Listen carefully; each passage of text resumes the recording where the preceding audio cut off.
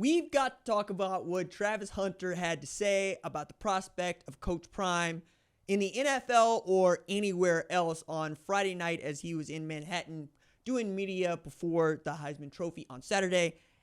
And I think he knows something. What's up, kinfolk? It's RJ Young. I am not on a step mill. If this is your first time watching the #1 college football show, please subscribe to the channel and ring the bell so you don't miss any of the segments that we do here on the show. We talk college football 24/7, 365. Sometimes we go into the weeds. Sometimes we keep it pretty topical and light.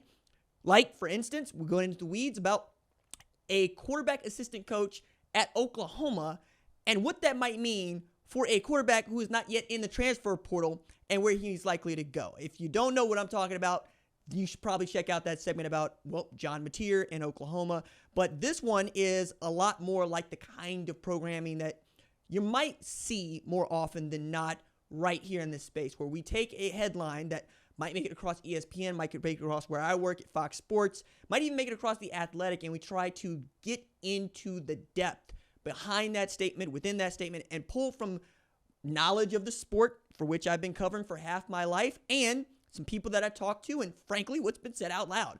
And what's been said out loud about Coach Prime in Colorado is he's going to be there in 2025.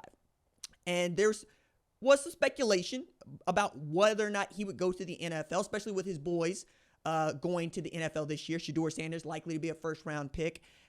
Also, Travis Hunter, a man that he has called his fourth son, likely to be a first-round pick. To say nothing of Shiloh Sanders going into the NFL. Right now, it's just him and Bucky that are left on that football staff that have the last name Sanders. And Bucky, of course, runs Well Off Media and is a social media titan in and of himself.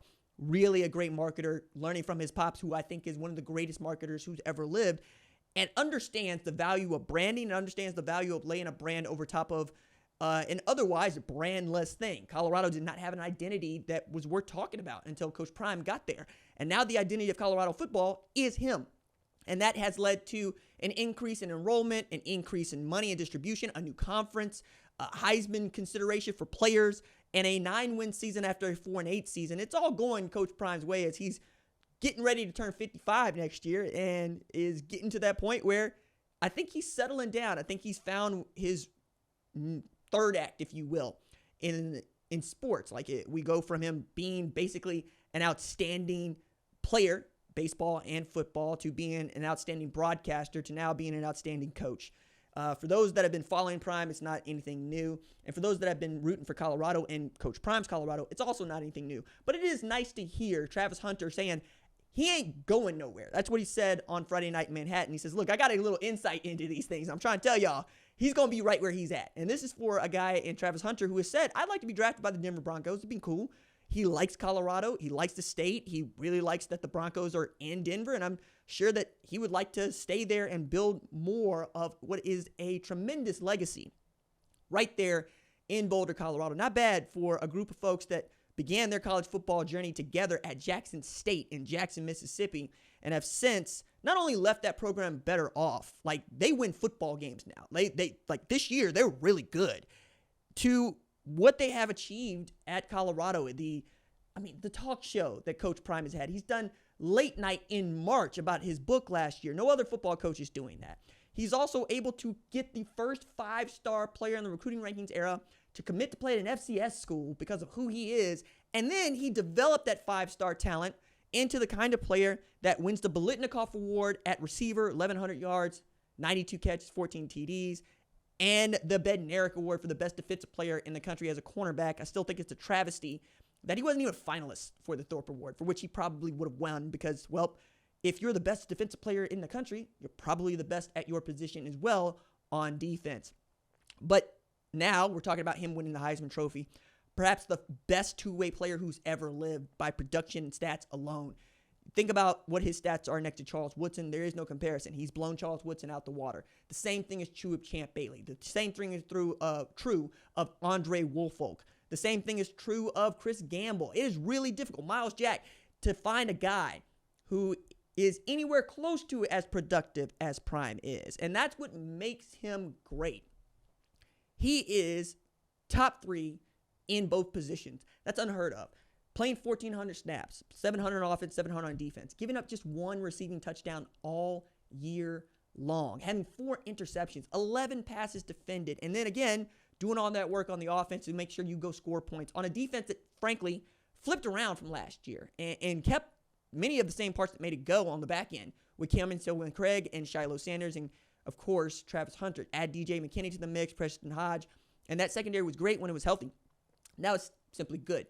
I also think that Prime has been able to pull off what a lot of coaches wish they could. He's going to have his best players playing in the bowl game and not for championships. Like, that's unheard of in this day and age. Dudes are opting out. Nick Scorton, who is a star defensive end at Texas A&M, he ain't playing in the Las Vegas Bowl against USC. But Travis Hunter's going to be playing in the Valero Alamo Bowl against BYU. Same thing is true of Shedeur Sanders. Like, he's not having any opt-outs. He's got all these guys that are going to finish what they start, finish the season. There aren't a whole lot of coaches that got that kind of sway. It's also the reason why when Julian Lewis decided that he was going to commit to play at Colorado, it felt like all of everything that needed to fall in line for him to stay at Colorado has fallen in line. Like, this is a man who's also in the running there shortly for Bryce Underwood. Not a long while, but for a short while. Bryce Underwood's since gone to Michigan. I think that while Prime doesn't much care about National Coach of the Year honors or Big 12 Coach of the Year honors, I do, because it's how we tell the legacy and the history of the sport is through our awards. It's why I'm trying to tell anybody that would listen, if you had a Heisman vote and you didn't use it on Travis Hunter to put him at number 1, I don't think you should have one anymore. Because in the season that Ashton Jeanty has had, which has been remarkable, what Travis Hunter has done is without precedent. There is a precedent for Ashton Jeanty. There's a precedent for somebody who's rushed for 2,500 yards, and his name ain't Barry Sanders. Kevin Smith at UCF did the same damn thing. He didn't win the Heisman Trophy, right? We're also talking about Barry Sanders getting a 26-28 in 11 games, and we don't count his 226 yards in the bowl game because we changed the way that we count these things now. I also tend to look at this and say, I don't want to talk about Ashton Jeanty and what he didn't do or what somebody else has done before him. I prefer to look at Travis Hunter and go, unicorn, as everybody wants to say, one of a kind, probably will never see that ever again, and needs to win all the awards that he is eligible for so that when we look back, or our children look back, our children's children look back on this sport, they'll know that we did this right, that we recognized the prodigious talent in front of us, the coolness of it all. Like, the only time that I've been this giddy about watching someone play a sport is Shohei Ohtani.